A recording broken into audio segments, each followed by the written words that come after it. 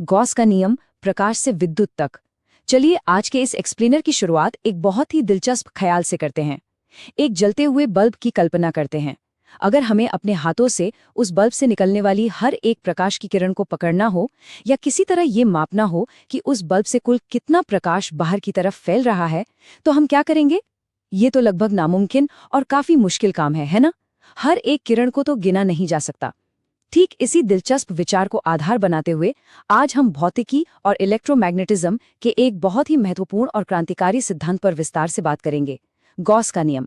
हम ये समझेंगे कि कैसे एक साधारण सा दिखने वाला विचार हमें ब्रह्मांड की कुछ सबसे जटिल शक्तियों को आसानी से मापने की ताकत देता है। रोजमर्रा की जिंदगी के एक चमकते हुए बल्ब को ही ले लीजिए, जिससे प्रकाश की किरणें सभी दिशाओं में बिना रुके बाहर निकल रही हैं। ये एक ऐसा दृश्य है जिसे हम रोज ही देखते हैं। और ठीक इसी के समानांतर एक पॉजिटिव इलेक्ट्रिक चार्ज यानी धनात्मक आवेश को देखा जा सकता है। जिस तरह बल्ब से प्रकाश बाहर की तरफ फैलता है, बिल्कुल उसी तरह एक पॉजिटिव चार्ज से इलेक्ट्रिक फील्ड लाइंस यानी विद्युत क्षेत्र रेखाएं चारों ओर निकलती हैं। है ना कमाल की समरूपता? प्रकृति ने प्रकाश और विद्युत दोनों को फैलने का एक ही मूल स्वभाव दिया है।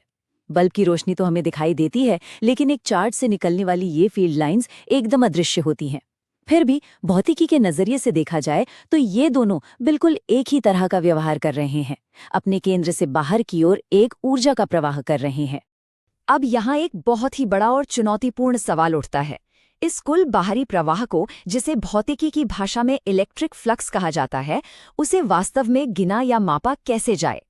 क्या हवा में तैरती हुई हर एक अदृश्य इलेक्ट्रिक लाइन को अलग अलग गिनना व्यावहारिक रूप से संभव है?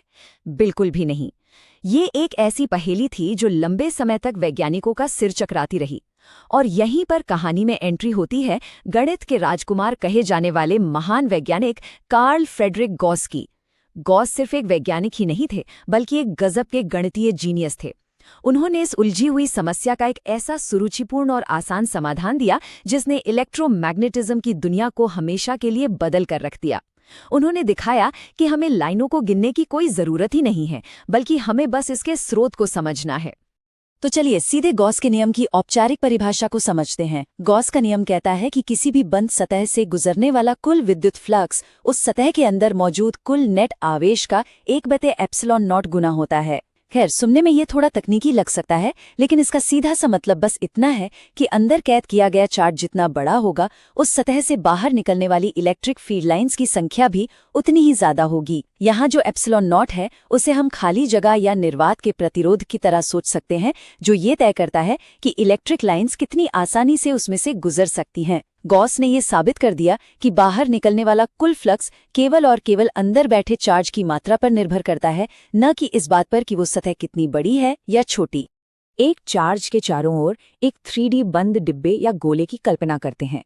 भौतिकी में इसी काल्पनिक बंद सतह को गॉसियन सरफेस कहा जाता है।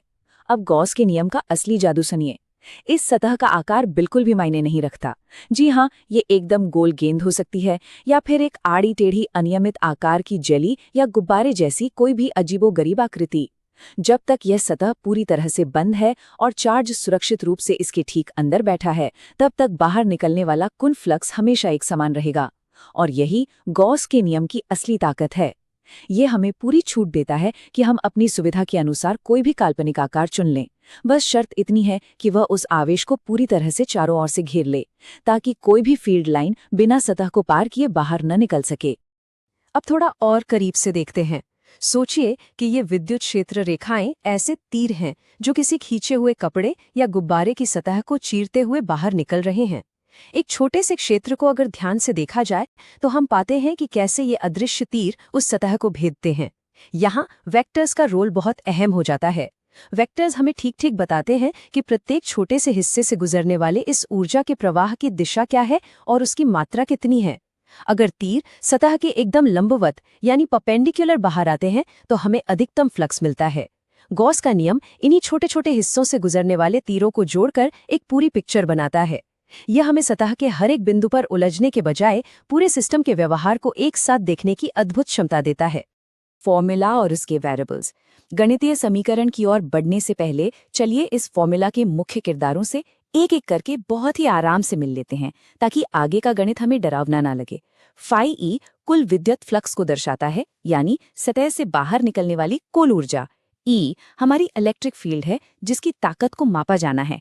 डीए उस काल्पनिक सतह का एक बहुत ही छोटा सा पैच या टुकड़ा है, ठीक वैसे ही जैसे एक फुटबॉल कई छोटे छोटे टुकड़ों से मिलकर बनती है। क्यू सतह के अंदर सुरक्षित रूप से मौजूद कुल आवेश है जो इस पूरे खेल का मास्टरमाइंड है। और अंत में एप्सिलॉन नॉट जो हवा या निर्वात की विद्युतशीलता है। ये एक प्राकृतिक स्थिरांक है जो हमें बताता है कि अंतरिक्ष अपने आप में इन रेखाओं को कैसे प्रवाहित होने देता है। गॉस के नियम का गणितीय सूत्र। ठीक है, अब वक्त आ गया है इन सबको एक साथ मिलाने का। गॉस के नियम का पूरा गणितीय रूप अपने आप में एक मास्टरपीस है। बाईं तरफ का जटिल दिखने वाला हिस्सा जो एरिया के ऊपर इलेक्ट्रिक फील्ड का इंटीग्रल है, वो असल में सतह के हर एक छोटे हिस्से के फ्लक्स को जोड़ने का काम कर रहा है। लेकिन असली जादू दाहिनी तरफ है। ये पूरी जटिल गणना अंततः सतह के अंदर मौजूद चार्ज यानी क्यू को एप्सिलॉन नॉट से विभाजित करने पर मिलने वाले एक बेहद साधारण से मान के बराबर हो जाती है। जरा सोचिए, हमें किसी जटिल सतह के हर एक बिंदु का हिसाब रखने की कोई जरूरत नहीं है। बस ये देखना है कि अंदर कुल कितना चार्ज बैठा है। ये गणित की वो सुंदरता है जो एक अत्यंत जटिल भौतिक स्थिति को एक छोटे से आसान और खूबसूरत से भिन्न में और बेलन जैसी आकृतियों में अनुप्रयोग। ये सुपर हीरो वाली खूबी तब सबसे ज्यादा चमकती है जब इसे वास्तविक दुनिया की जटिल आकृतियों पर लागू किया जाता है, चाहे वो एक अनंत लंबाई का चार्ज्ड तार हो जिसे सिलेंडर के रूप में माना जाता है, या एक बड़ी चार्ज्ड शीट हो, या फिर एक खोखला गोलाकार खोल। ये सिर्फ किताबी आकृतियां नहीं हैं। सिलेंडर का सीधा संबंध उन इलेक्ट्रिकल केबल्स से है जो हमारे घरों तक बिजली लाते हैं, और पैरेलल शीट्स हमारे फोन और कंप्यूटर में इस्तेमाल होने वाले कैपेसिटर्स का आधार हैं। कूलाम के नियम से इन सब की इलेक्ट्रिक फील्ड निकालना सच में पसीने छोड़ा सकता है, लेकिन गॉस का नियम इन ज्यामितियों का इलेक्ट्रिक फील्ड बेहद सरलता से निकाल देता है, बस एक सही काल्पनिक सतह को अपनाकर।